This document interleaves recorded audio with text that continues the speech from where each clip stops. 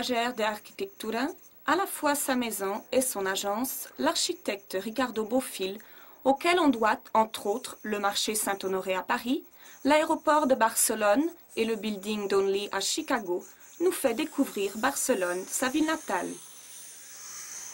Barcelone, c'est ma ville, c'est la ville où je suis né. C'est une ville qui m'appartient d'une certaine manière. C'est une ville unique, c'est une ville inappréciable, c'est une ville difficile à comprendre, avec des chemins conventionnels. C'est une ville faite de combinaisons de gens, de combinaisons de quartiers. Et c'est une ville particulière, c'est une ville qui est peu assimilable à des autres lieux, à des autres villes, au moins en Europe.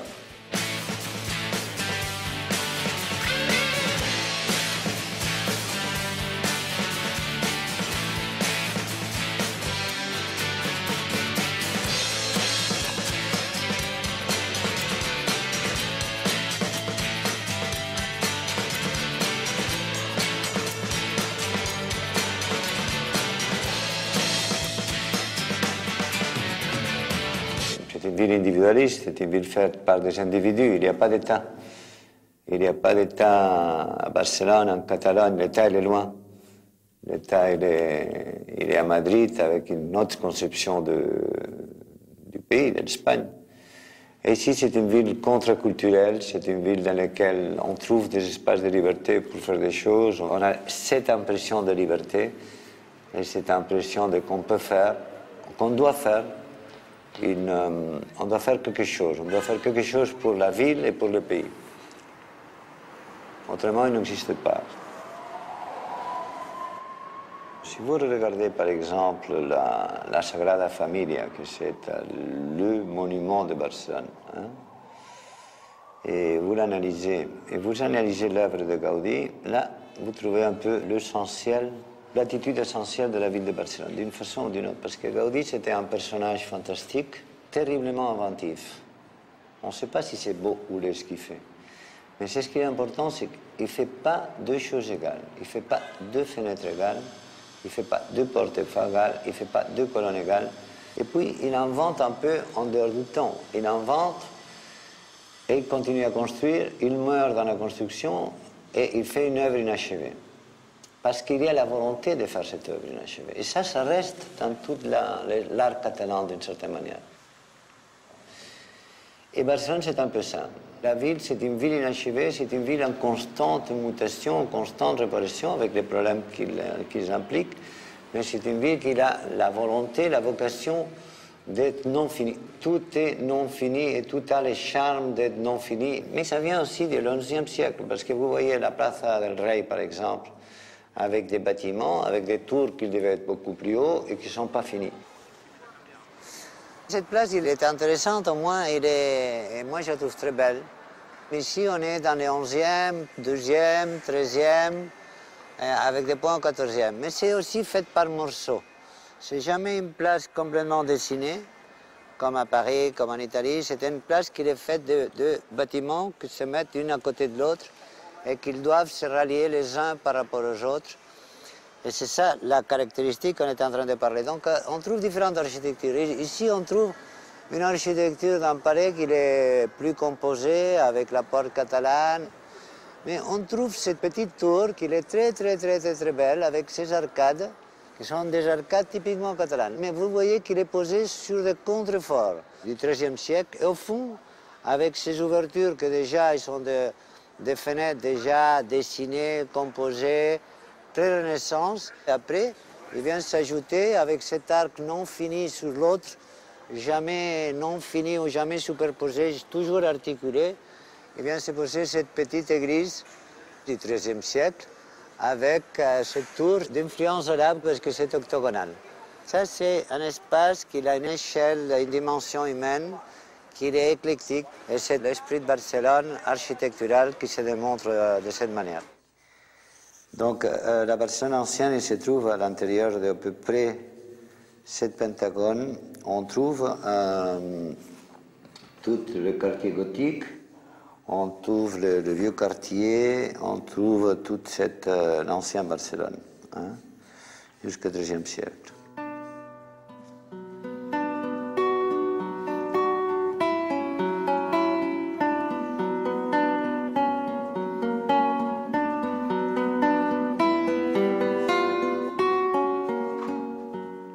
j'aime les rues de Barcelone.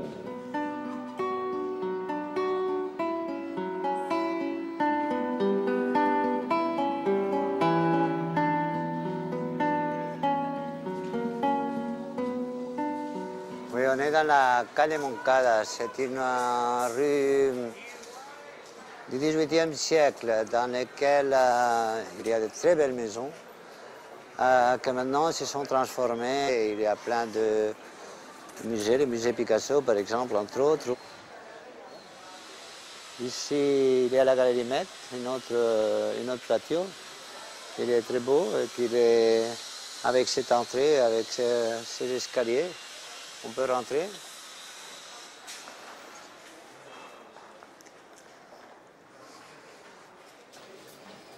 Ici, on voit comment on peut vivre dans des rues très étroites, dans lesquelles les règles de l'urbanisme moderne ne sont pas applicables. Tout ça, ça serait interdit maintenant.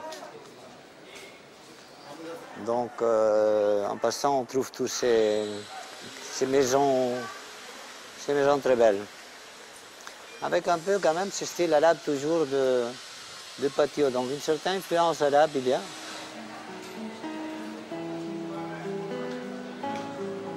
Ça, c'est des façades courantes du XVIIIe siècle, dans un quartier que c'était un quartier seigneurial à l'époque, avec cette église au fond, Santa Maria del Mar. On est dans une église gothique du XIIIe siècle.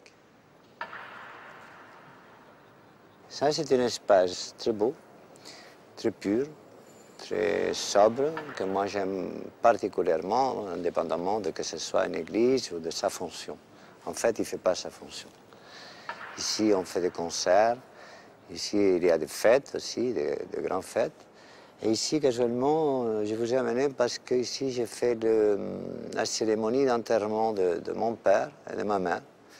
Une cérémonie laïque, ici, à l'intérieur de cette église.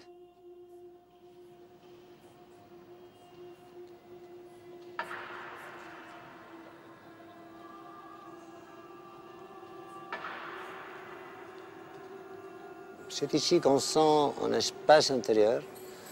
On marche, on tourne, mais on a la mémoire de l'espace qu'on a vu. La vision de l'espace en architecture, c'est très compliqué. Il faut avoir les yeux très ouverts, l'angle des yeux très ouvert. Il faut bouger tranquillement. Et en même temps qu'on bouge, il faut se rappeler de ce qu'il y a derrière. Et c'est comme ça, derrière et à côté, et c'est comme ça qu'on peut avoir tous les sens de l'espace. Où on aime l'espace et on sent quelque chose de différent et on sait l'interpréter, ou alors c'est un art qui n'existe pas.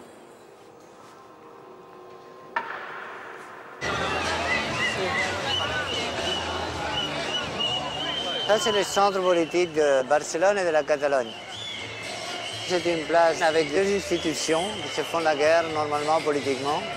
Ça, c'est l'Amérique, il a beaucoup de pouvoir à Barcelone. Et là, c'est le palais du gouvernement où il avait le président de la Catalogne. Ici se déroulent toutes les manifestations et tous les grands événements. Je crois que la caractéristique de Barcelone, c'est la diversité. Je ne sais pas si c'est une ville très belle ou pas, mais enfin, en tout cas, c'est une ville très, très, très variée et terriblement inventive parce qu'elle n'a rien d'égal. On est en train de rentrer dans la Rambla, encore avec cette promenade centrale où les gens se promènent toute la journée et le public change. Le matin, le soir, il y a des gens qui sont assis, qui regardent les gens qui se promènent, les gens qui se promènent ou qui vont au travail. Ils regardent les gens, c'est comme une espèce de rue théâtrale, théâtralisée. Vous voyez celui-là? Hein? Donc toute la journée, là, jusqu'à 6 heures du matin. Si on peut planter la caméra, passer une journée, vous avez un film. C'est du théâtre.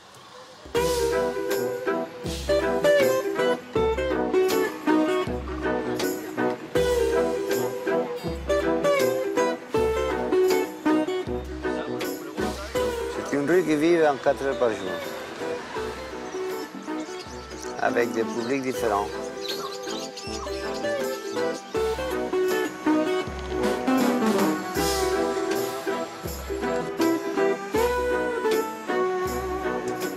Les gens ne vont pas très vite, les gens vont en se promenant au lieu. C'est côté méditerranéen, les gens ne courent pas pour arriver comme s'ils étaient constamment pressés. Bon, alors là, on est dans la Rambla de Catalunya. La Rambla de Catalunya, qu'il a été dit que c'est cette rue qui va du port à la montagne, comme la plupart de rues. Mais celle-là, elle traverse toute la partie ancienne de Barcelone, toute la partie gothique et toute la partie ancienne de Barcelone avant la destruction des murailles. Et c'était parce qu'en bas, il y avait un fleuve.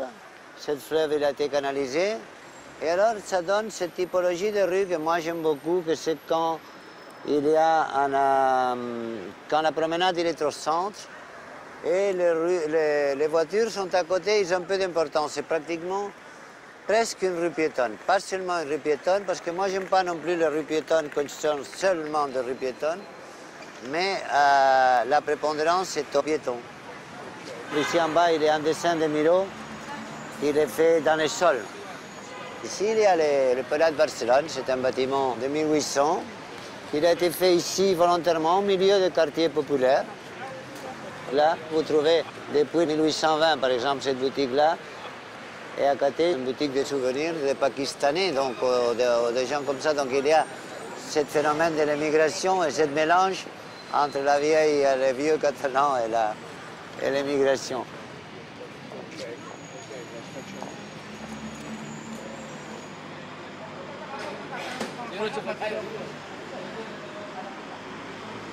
Ici, on est dans l'ancien quartier chinois, en descendant la Ramblas à droite. C'était un quartier très pauvre avec beaucoup de prostitution, de drogue, et c'est encore. Et c'est un quartier qu'on essaye de restructurer. Alors, il y a à l'intérieur du quartier des musées, il y a des institutions qu'ils ont mis, même l'université. Et il y a cette espèce de connivence entre des gens qui sont des gens même marginaux, et complètement marginaux, avec des étudiants, avec des universitaires, avec cette espèce de grande mixité. Alors ça, c'est une des caractéristiques de Barcelone, et c'est une des caractéristiques de Barcelone qu'on veut garder pour essayer d'éviter le ghetto. Je suis pour que dans tout quartier, dans tout îlot, dans toute nouvelle construction, il y ait forcément et obligatoirement un pourcentage de logement social pour une population nouvelle qui s'habite dans le même endroit qu'on faisait dans la Paris ancien, qu'on faisait dans la Barcelone ancienne, dans laquelle les populations étaient mélangées. C'est un effort fondamental pour la ville. Sinon, la ville va être obligatoirement ségrégée. Alors, je trouve ça horrible.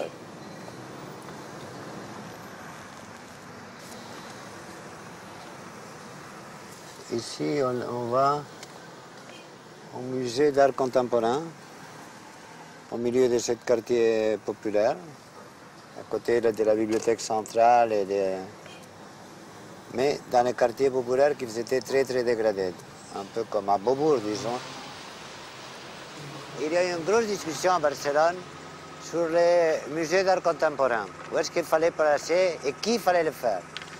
Alors on a appelé à un architecte américain qui s'appelle Richard Mayer, qui a fait Canal+ à Paris, mais qui a fait beaucoup de musées, que c'est un grand ami très bon.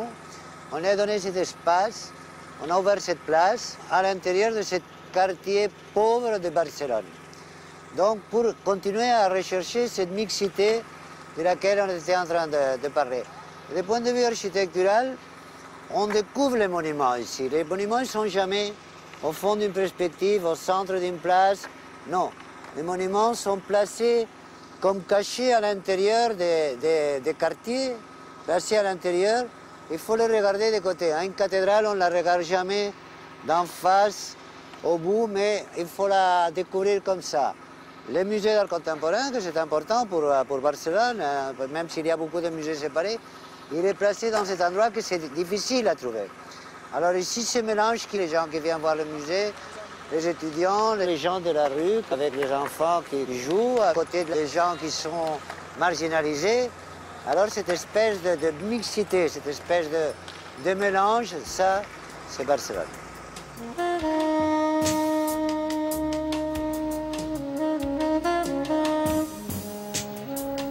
Cette mixité, on la retrouve juste à côté avec le centre de culture contemporaine installé dans un couvent du XVIIIe siècle.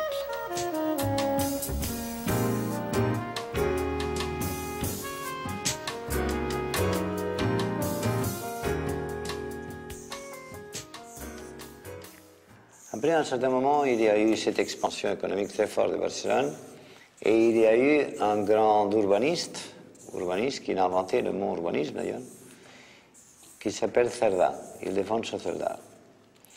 Et c'est lui qui a fait, en 1848, les premiers plans de Barcelone, que c'est cette espèce de quadrillage avec ces deux diagonales, enfin cette espèce de plan de Barcelone, fait par des îlots, des îlots qui sont comme ça. Et que c'est des îlots qui ont d'axe à axe, ici, 121 mètres par 121 mètres. Ça, c'est une autre, en faisant ici des angles pour former des placettes, ici, et pour ouvrir la circulation pour qu'il ne soit pas en angle droit. Et avec ça, il remplit un plan uniforme, un plan égalitaire, un plan avec des tramways. Il remplit la totalité, pratiquement la totalité de Barcelone. Un plan très intelligent qui voulait être un plan égalitaire, social. À l'intérieur, on trouve des maisons de ville qui vont 20 mètres d'auteur, avec des maisons d'angle, très intéressantes d'ailleurs, et qui viennent remplir la totalité de ces îlots. Et à l'intérieur de ces plans, ils sont venus s'installer toute cette architecture art nouveau, avec une série de grands architectes, desquels Gaudí était un peu le représentant. Vous savez que c'est la ville la plus intéressante au monde en art nouveau. Ici, l'art nouveau s'appelle modernisme. Il n'y a pas de bâtiment égal pratiquement à Barcelone. Il n'y en a pas. On continue toujours cette même typologie, cette même répétition de maisons de ville, une après l'autre, toutes différentes, avec cet immense éclectisme de la ville. C'est pour ça qu'ici, c'est difficile de parler d'un style. Les mouvements en architecture sont très variés. Chaque architecte veut faire sa maison différente et chaque artisan aussi. Ici, on apprécie cette espèce de système d'îlots de Barcelone. Ils ont les angles coupés, qui forment cette espèce d'ouverture pour qu'on voit les voitures quand on va croiser. C'était un plan déjà fait avec une idée de circulation. Il y a des maisons de ville qui sont très belles dans cette extension de Barcelone. Celle-là, elle est à Gaudí. Celle de côté, il est à Puig Cadafalch. Celle de côté, c'est un autre grand architecte qui s'appelle Muntaner. Celle du fond, c'est un autre architecte qui s'appelle Sagnière. C'est des grands architectes du commencement du siècle.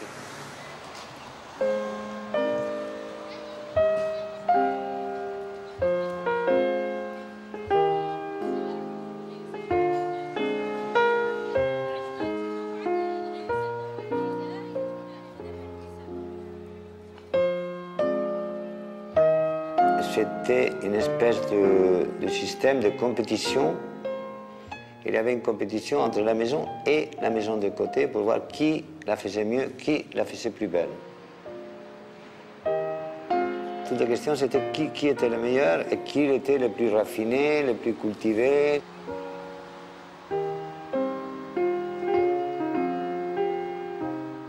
Et ça crée une espèce de conscience dans la ville. Conscience générale à partir de laquelle les gens sont intéressés en premier lieu par l'architecture et par l'urbanisme, en premier lieu.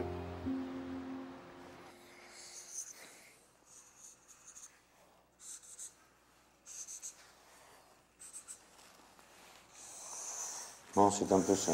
Hein? Même si Cerdà voulait que tous les plans soient un plan égalitaire, en fait, le centre riche de Barcelone, il s'est formé dans cette direction-là, et cette direction-là, comme toujours, vers l'ouest, plutôt vers l'ouest. Et par contre, vers l'est, c'était la partie pauvre. Alors, quelle est la dernière transformation de Barcelone? Au lieu de venir construire l'ouest, qui est consolidé et riche, venir consolider l'est de Barcelone pour améliorer l'équilibre social, architectural de Barcelone. Comme toute cette partie est fermée à la mer, la première chose, c'est essayer d'ouvrir et que Barcelone il donne sur la mer. La seconde chose, c'est de tourner cette trame urbaine, la tourner vers la mer et gagner toute cette ligne de côte. Alors tout ça, c'est les plages qu'on a récupérées derrière le port. Ils commencent ici. Toutes ces plages-là, il y a 4 km par le moment qui sont faits. Après, un peu plus loin, vous voyez ces deux bâtiments hauts. Et ça, c'est la Villa Olímpica, c'est la partie olympique avec le port olympique.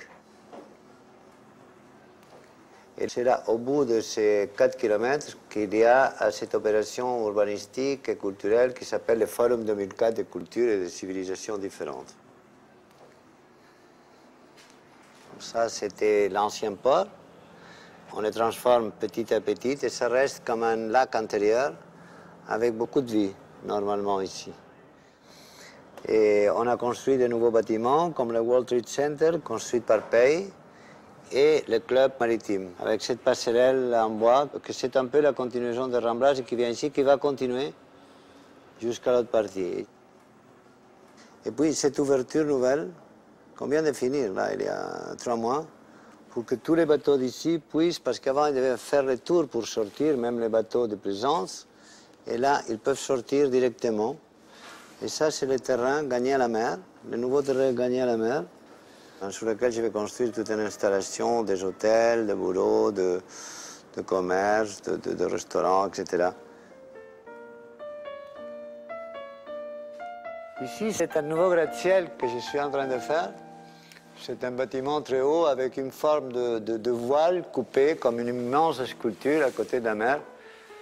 Et ça, c'est le nouveau aéroport de Barcelone que je suis en train de faire et qui va commencer à se construire tout de suite. Ça, c'est toute la partie du terminal. Ici, il y a toute la gare de TGV et toute la gare de train qui vient se poser là. Et tout ça, c'est les parkings qui sont surélevés, mais qui sont plantés en zone verte, à côté de cette zone protégée. Ici, on est à la cathédrale, au Taller d'Architectura, c'est ma maison. Cette cathédrale, on appelle la cathédrale. Mais en fait, c'est une ancienne usine, une cimenterie, qu'il y a 30 ans que j'ai transformé, que c'était le lieu le plus obscur, celui qui jetait de la fumée, celui qui polluait tous les villages, considéré les plus laids. Et je l'ai transformé dans mon lieu, c'est ici que j'habite, c'est ici que je travaille, et c'est ici que je suis bien. Ça veut dire que ça correspond en grande manière à ma façon de voir l'architecture. C'est un lieu inachevé, c'est un lieu transformé. Et du point de vue langage, tout le vocabulaire de l'architecture moderne, il est là. Et c'est un endroit terriblement inspirant, précisément pour cette quantité d'éléments qu'on retrouve. Ici, il y a toute une leçon d'architecture. Cette mur du fond, que c'est un mur aussi de 2 silos avec ces 2 portes que j'ai ouvertes avec cette architecture pauvre, parce que c'est volontairement pauvre, c'est volontairement industriel, et c'est l'espace qui domine. Mais en même temps, il y a une autre échelle, il y a une seconde échelle qu'on trouve, que c'est une échelle que j'ai introduite, c'est une échelle humaine, c'est une échelle beaucoup plus petite pour pouvoir se mettre dans différents lieux et pouvoir travailler ou recevoir dans différents lieux. Voilà un premier schéma d'une ville au Japon. C'est ce qui est beau dans l'architecture, c'est commencer de rien, de zéro, rien, à imaginer quelque chose qu'après il sera fait et il sera construit et il sera là. Donc c'est la page blanche, c'est la page blanche quand il n'y a rien. On commence à réfléchir, c'est là que c'est l'émotion la plus importante, c'est le moment le plus fort de l'architecture. Commencer, imaginer un nouvel projet. Et c'est ça que je préfère le plus souvent possible.